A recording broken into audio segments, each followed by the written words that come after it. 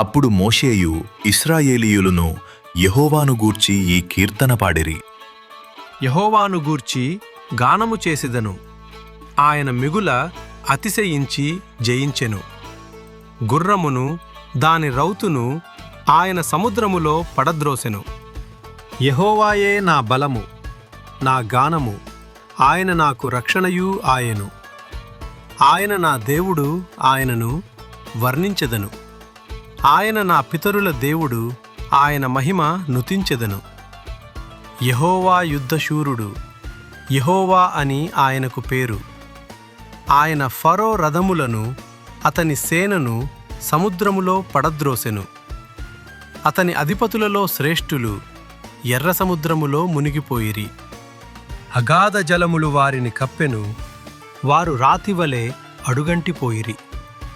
యెహోవా నీ దక్షిణ హస్తము బలముంది అతిశయించును. యెహోవా నీ దక్షిణ హస్తము శత్రువుని చితకగొట్టును. నీ మీదికి లేచువారిని నీ మహిమాతిశయము వలన అణిచివేయుదువు.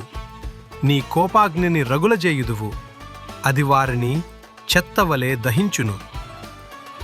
నీ నాసికారంధ్రముల ఊపిరి వలన నీళ్లు రాశిగా కూర్చబడెను, ప్రవాహములు కుప్పగా నిలిచెను. అగాధ జలములు సముద్రము మధ్య గడ్డకట్టెను. తరిమెదను కలిసి కొనియెదను, దోపుడు సొమ్ము పంచుకొనియెదను. వాటి వలన నా ఆశ తీర్చుకొనియెదను.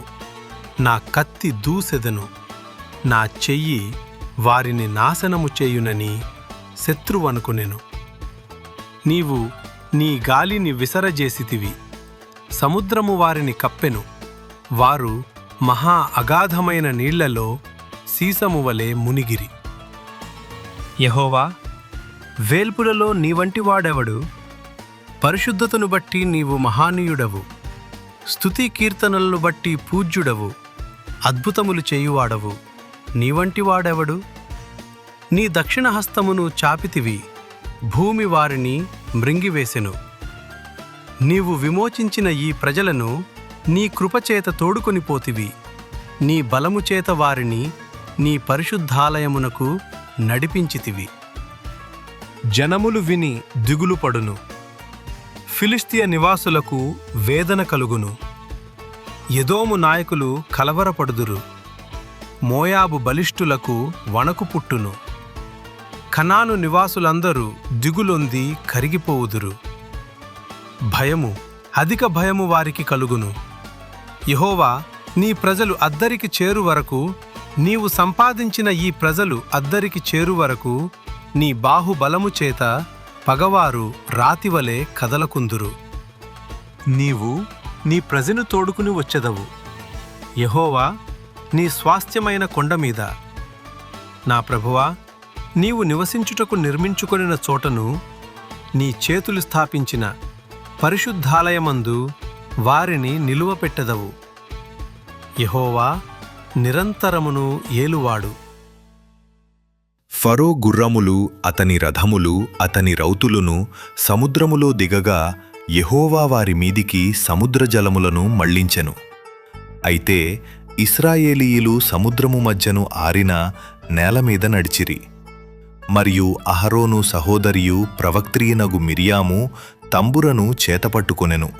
స్త్రీలందరూ తంబురలతోనూ నాట్యములతోనూ ఆమె వెంబడి వెళ్ళగా మిరియాము వారితో కలిసి ఇట్లు పల్లవి ఎత్తిపాడెను. యెహోవాను గానము చేయుడి, ఆయన మిగుల అతిశయించి జయించెను.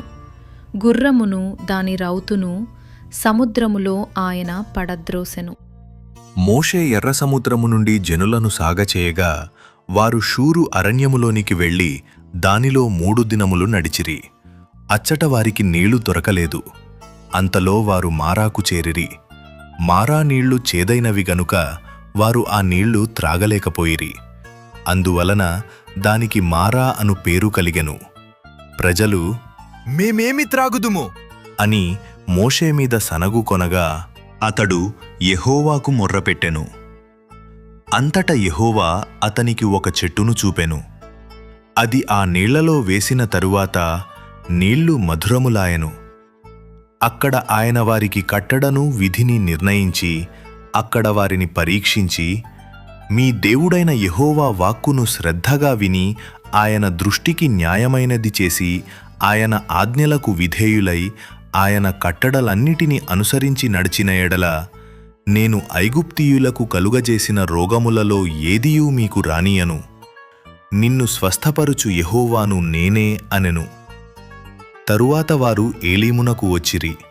అక్కడ 12 నీటి బుగ్గలును 70 ఈత చెట్లును ఉండెను. వారు అక్కడనే ఆ నీళ్ల యొద్ద దిగిరి.